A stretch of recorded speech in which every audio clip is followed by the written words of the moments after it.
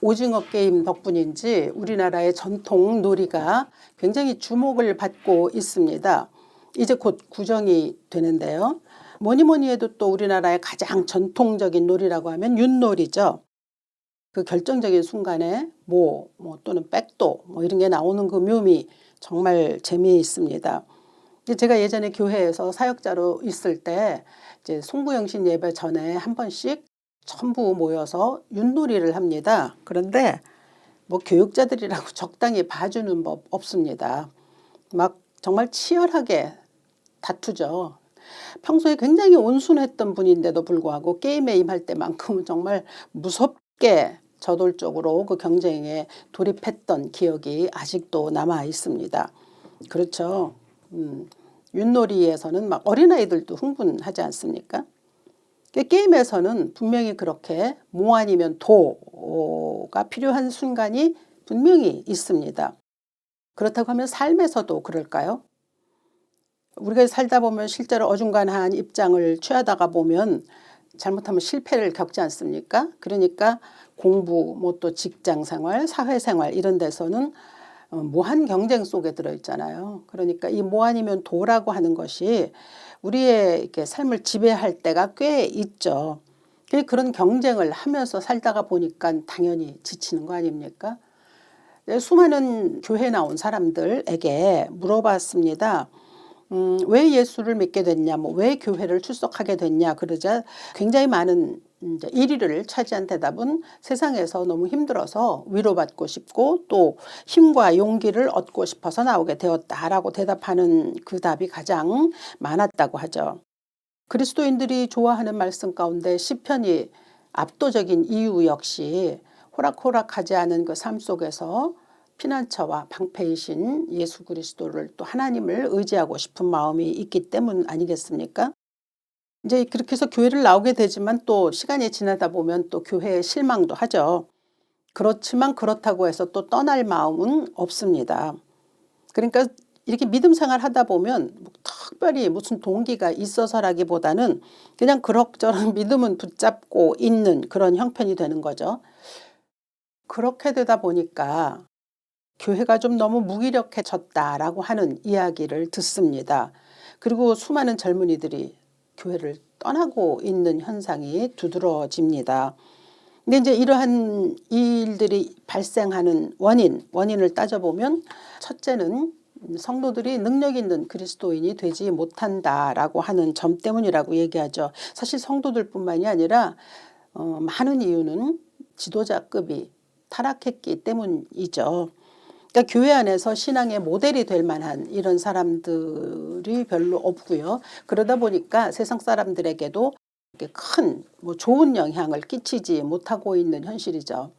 오늘 벌써 새해 2025년 둘째 주일을 맞습니다. 그래서 오늘 말씀을 통해서 우리가 우리의 믿음을 한번 돌아보고 그리고 또 하나님께서 정말 원하시는 믿음은 무엇인지라는 것을 좀 나누고자 합니다. 오늘 본문에서 예수님은 제자들에게 질문을 던지십니다. 사람들이 나를 누구라고 하더냐? 그러자 세례 요한이라고도 하고 엘리야라고도 하고 또 옛 선지자 중에 하나라는 말들이 들립니다. 라고 이제 제자들이 대답하자 예수께서 이번에는 제자들을 향해서 그렇다면 너희는 나를 누구라 하느냐라고 물으셨고 또 그에 대한 대답으로는 우리가 마태복음의 그 베드로의 대답을 알고 있지 않습니까? 주는 그리스도시요 살아계신 하나님의 아들이십니다라고 하는 그 이제 칭찬받은 그 믿음의 고백이 나왔죠. 그래서 이제 그 이후로 그 고백 주는 그리스도시요 살아계신 하나님의 아들이시니다라고 하는 이 고백이 그리스도인들이 마땅히 고백해야 되는 그러한 신앙 고백이 된 거죠. 그런데 그렇게 제자들이 말을 했는데 예수님의 반응은 뜻밖에도 22절입니다. 이르시되 인자가 많은 고난을 받고 장로들과 대제사장들과 서기관들에게 버림받아 죽임을 당하고 제3일에 살아나야 하리라. 너희가 지금 나를 메시아 그리스도로 제대로 알고 있구나. 그런데 나는 머지않아 곧 죽을 거야 라고 대답하신 거죠. 이 제자들은 지금 자기들의 상황이 굉장히 난감하다는 걸 압니다. 로마의 지배하에 있고요. 그래서 이제 예수님이 그러나 오셨기 때문에 머지않은 장래에 예수님은 우리를 이 핍박으로부터 구원해내실 것이다. 그래서 우리가 지금은 비록 뭐 동가숙 서가식 하는 이러한 삶을 살고 있지만, 그렇지만 머지않아 참 좋은 날을 예수께서 우리에게 허락하시고 또 형통한 날을 우리에게 선물로 주실 것이다 라고 하는 그런 뭐랄까 기대가 충만했던 사람들이거든요. 그런데 예수님이 내가 이제 머지않아 죽는다 라고 말씀하셨으니까 이들에게는 이게 청천벽력이 아닐 수가 없습니다. 그러니까 예수님은 이 땅에 오셨을 때 제가 가만히 생각해 보니까요. 예수님도 굉장히 외로우셨을 것 같다는 생각을 많이 합니다. 왜냐하면 예수님이 내보이시는 메시아직, 이것은 사람들이 생각하고 또 바라는 메시아직과는 굉장히 차이가 있죠. 그래서 사뭇 다릅니다. 그러니까 사람들은 해방, 자유, 그리고 뭐 무엇이 됐든 무력이 됐든 무엇이 됐든 아무튼 저 로마가 망해야 된다라고 생각하는데, 예수님은 당신이 십자가에 죽으실 것을 말씀하셨기 때문에 제자들은 예수님을 따라다니면서도 사실 순간순간 의심했을 것이고요. 그리고 또 그 예수님 앞서 예수님을 전파했었던 세례 요한까지도 옥에 갇혔을 때 긴가민가 하지 않았습니까? 그랬을 정도니까 그들도 굉장히 갈등을 했었던 것은 분명한데 시간이 흐름에 따라서 변화했죠. 그리고 결국 모두가 다 순교했습니다. 처음에는 뭐 부정하기도 하고 저항하기도 하고 했지만, 그러나 결국은 저들은 예수께서 가신 그 삶을 그대로 따라갔습니다. 그래서 오늘 본문에서 말씀하신 23절로부터 26절까지의 좀 긴 말씀이지만 이 말씀이 저들의 삶에서 그대로 드러났다는 것을 우리에게 보여줍니다. 그 말씀은 이렇습니다. 아무든지 나를 따라오려거든 자기를 부인하고 날마다 제 십자가를 지고 나를 따를 것이니라. 누구든지 제 목숨을 구원하고자 하면 잃을 것이요 누구든지 나를 위하여 제 목숨을 잃으면 구원하리라. 사람이 만일 온 천하를 얻고도 자기를 잃든지 빼앗기든지 하면 무엇이 유익하리요? 누구든지 나와 내 말을 부끄러워하면 인자도 자기와 아버지와 거룩한 천사들의 영광으로 올 때 그 사람을 부끄러워하리라. 그러니까 이 말씀을 자세히 보면요. 처음에 시작이 너희는 나를 누구라고 생각하느냐 라고 물으신 질문이잖아요. 그런데 그 질문에 이어서 바로 쭉 예수께서 말씀해 주신 것이, 만약에 너희가 내가 누군지를 정말 제대로 알고 있다면 나를 따라 죽을 수도 있어야 한다라고 하는 말씀으로 귀결되는 겁니다. 그러니까 직접 질문을 던지시고 그 문제에 대해서 직면하도록 하신 거죠. 그래, 예수는 그리스도시고 살아계신 하나님의 아들이다. 그렇다면 내가 이 신앙 고백을 했다면 내 삶은 어떻게 그려져야 하느냐라는 걸, 그런데 그것이 죽음을 각오하고서라도 예수를 따르는 것이라는 말씀이잖아요. 보통 이런 말씀은 뭐 군대 또는 어떤 독재자들에게서 볼 수 있는 말씀이지 않습니까? 근데 예수께서 이미 이 말씀을 명령으로 주셨습니다. 나를 따른다면 사실 죽기를 각오하고 따라야 한다는 거잖아요. 그러니까 이건 굉장한 겁니다.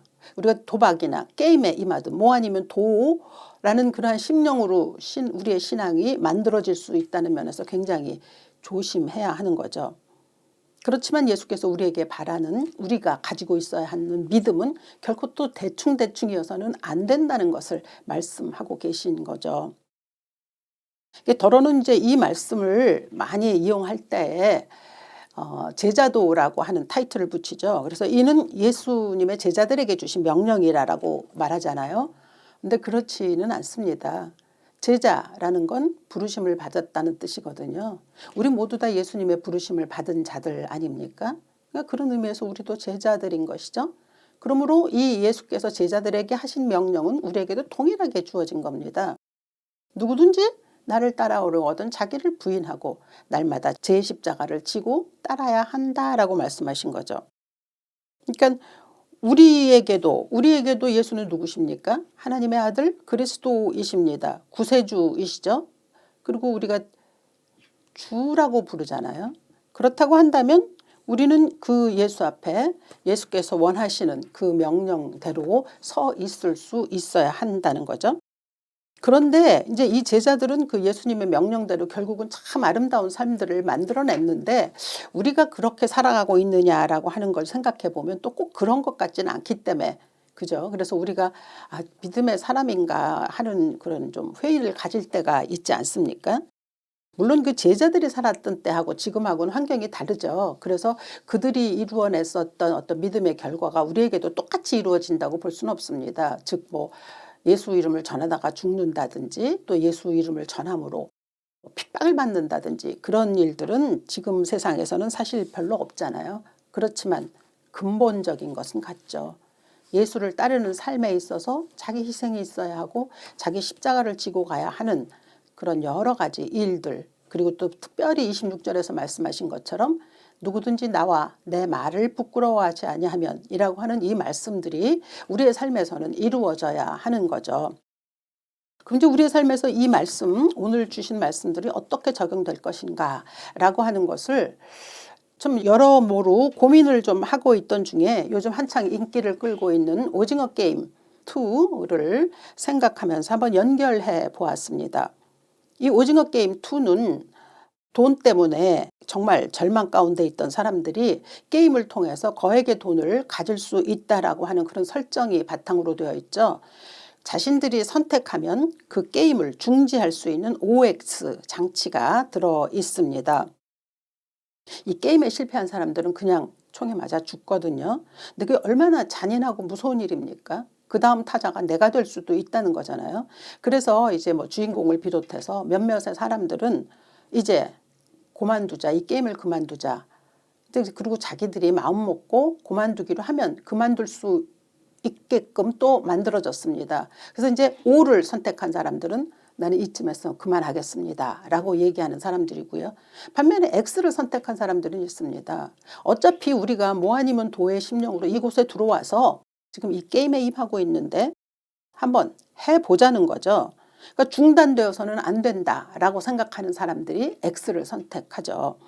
그런데 이 드라마를 보면 정말 생명을 빼앗길 수 있는 일에 그냥 미친 듯이 달려드는 모습을 봅니다.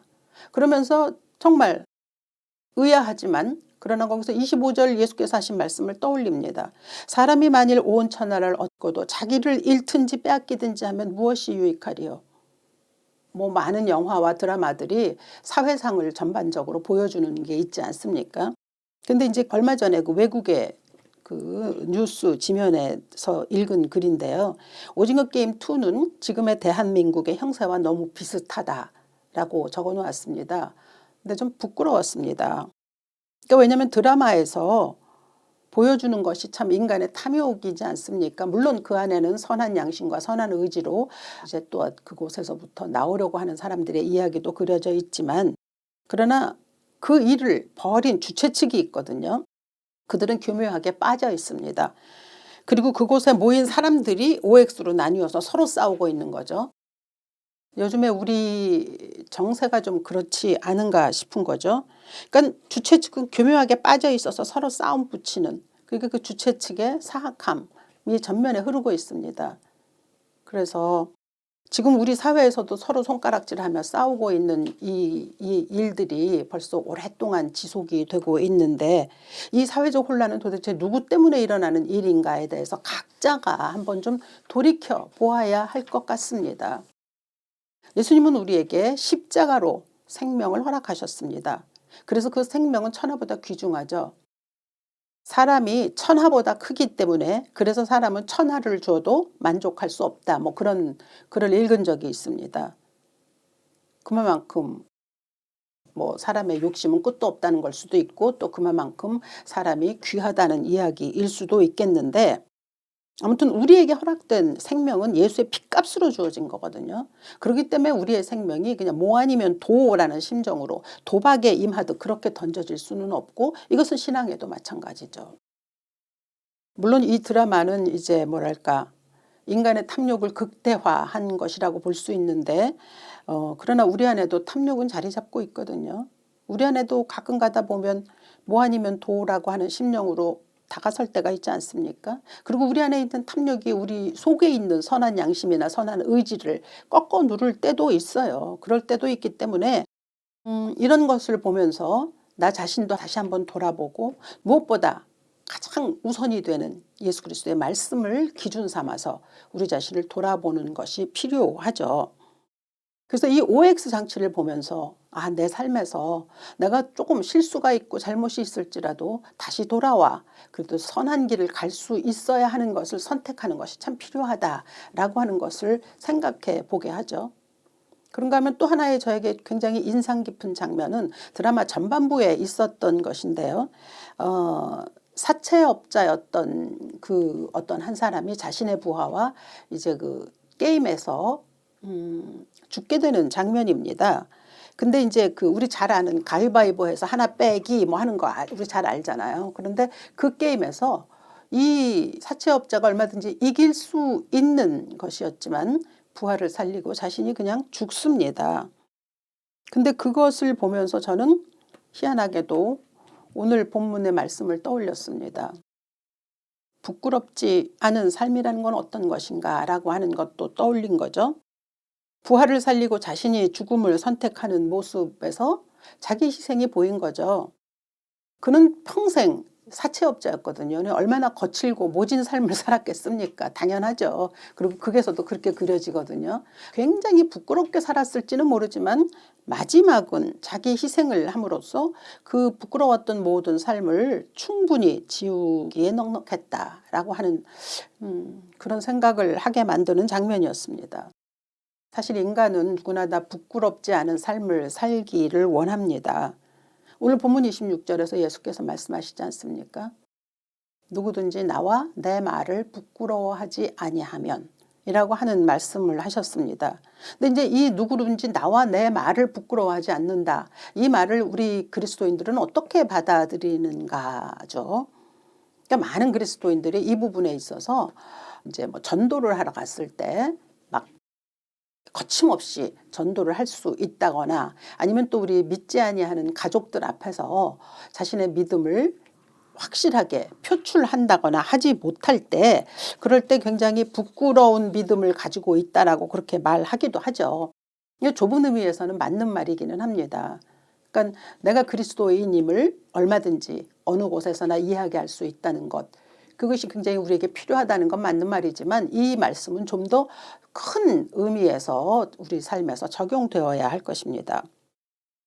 제가 한때 저희 이제 아버지 지금은 돌아가셨지만 아버지의 운전기사를 한 적이 있습니다. 한 1년 반 동안 지속했었는데요. 그때 그래서 왜 그랬는지는 지금은 잘 이해가 잘 안 가는데 하여튼 그렇게 열심히 꼬박꼬박 아버지를 모시고 다녔습니다. 근데 저희 아버지의 성정이 음식점이든 또 뭐 어디를 가든 뭐 조금만 불만이 있으면 그냥 참지를 못하거나 또 뭐 마음에 들지 않으면 가차없이 소리를 지르거나 하는 그러니까 소위 말하면 좀 민폐 캐릭터였습니다. 근데 이제 언젠가 딸들하고 함께 한번 점심을 먹은 적이 있었습니다. 물론 우리 딸들은 그때 어렸죠. 그랬는데 그때도 뭐 음식을 드시다가 뭐가 마음에 안 드셨는지 막 화를 내시고 또 그리고 기침하시고 그리고 막 가래를 막 뱉어내시고 막 이랬어요. 그러니까 우리 딸들이 볼 때는 너무 어이가 없었던 모양입니다. 나중에 조용히 저에게 이렇게 얘기했습니다. 엄마는 할아버지 부끄럽지 않았어? 제가 그 이야기를 들은 후에도 곰곰이 생각해 본 일입니다. 저는 그렇게 저희 아버지가 부끄럽지는 않았습니다. 물론 안타까운 일이기도 하고 그러긴 했지만 그렇다고 제가 뭐 특별히 효심이 있는 사람도 아닙니다. 그런데 그 아버지의 그렇게 뭐랄까요 좀 뒤틀려서 나오는 모든 그 일들이 납득이 되기도 하고요. 또 이해가 되기도 했습니다. 근데 제가 곰곰이 생각해 보았습니다. 이번 기회에 또 이 부끄럽다라고 하는 것을 생각하면서 이 아버지에 대해서 내가 왜 그런 마음을 가지고 있었을까. 제 나름대로 내린 결론은 제가 아버지를 좋아했기 때문입니다. 저희 아버지는 뭐 제가 자식이지만 저에게 잘 해주는 것 없습니다. 그런데 희한하게 저는 아버지가 좋았습니다. 그리고 사람들에게 이 얘기할 때도 이상하게 아버지를 제일 존경한다고 그렇게 말했습니다. 그러니까 그러면서 제가 내린 결론이죠. 우리가 누군가를 좋아하잖아요. 그러면 결코 부끄러워하지 않습니다.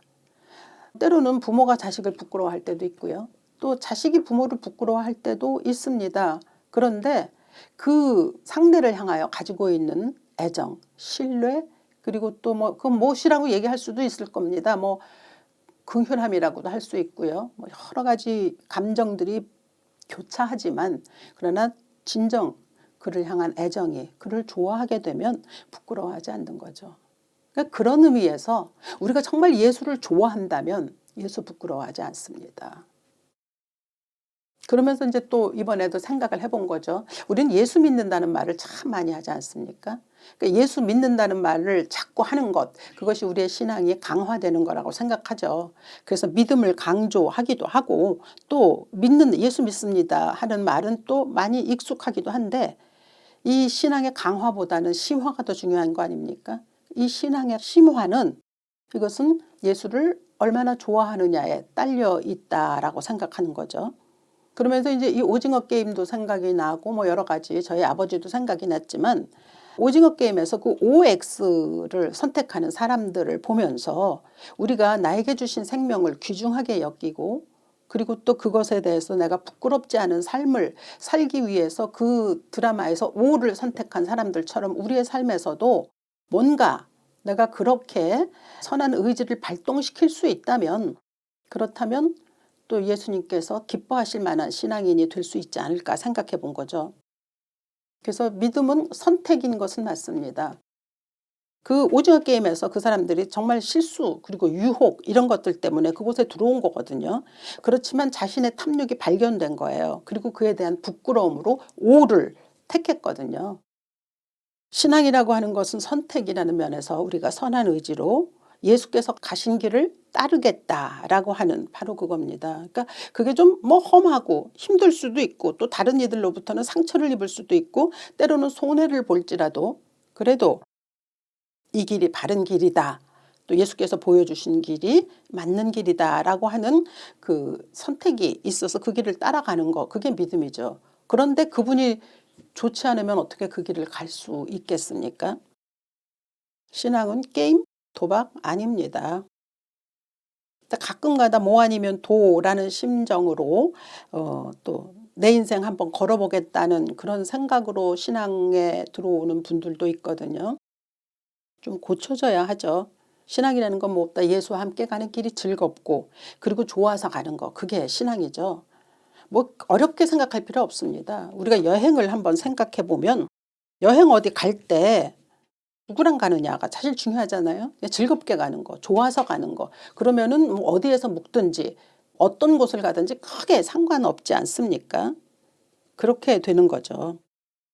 예수와 함께 가는 게 좋은 거. 근데 이제 우리 그리스도인들에게 있어서 제가 이제 가끔가다 그 얘기를 많이 합니다. 제가 좀 너무 비판적으로 얘기하는 것이 없지 않아 있는데 이것은 우리가 고쳐야 할 것이기 때문에 그렇기도 합니다만 교회 안에서는 굉장히 믿음 좋은 그리스도인들처럼 보이는 경향이 있죠. 교회 안에서는 너나 할 거 없이 다 믿음 좋은 사람처럼 보입니다. 근데 교회 밖에서는 어떠냐는 거죠. 그리스도인은 어디서나 그리스도인입니다. 그러니까 교회 안에서는 굉장히 믿음 좋은 성도처럼 보이지만 교회 밖에서는 자신이 성도임을 감추는 사람들도 있습니다. 근데 대부분이 그럴 때는 내가 그리스도인인 것이 알려지게 되면 내가 뭐랄까요 선택해야 될 폭이 좁아진다라고 하는 것 때문이죠. 내 것을 포기해야 하거나 아니면 희생해야 할지도 모른다라고 하는 우려가 그저 그냥 드러내지 아니하고 조용히 있는 편을 택하게 만드는 것이죠. 그러니까 우리가 신앙을 가진다는 것은 어떤 유익의 관점이 아니고 예수와의 관계 속에서 형성되는 친밀감으로 드러나게 됩니다. 사실 우리가 누군가를 좋아한다는 것, 또 무엇인가를 좋아한다는 것 속일 수 없잖아요. 그럼요. 우린 또 자기 희생, 뭐 자기 부인, 제 십자가를 지고 가는 삶 이런 것들이 좀 무겁게 생각이 되는 것은 사실입니다만 예수께서 말씀하시기를 예수는 좁은 길이라고 하셨지 그 길이 무겁고 그리고 괴로운 길이라고 말씀하시지 않으셨습니다. 그냥 좁기는 해도 내가 예수와 함께 가는 길은 즐겁다. 그러면 된 거죠.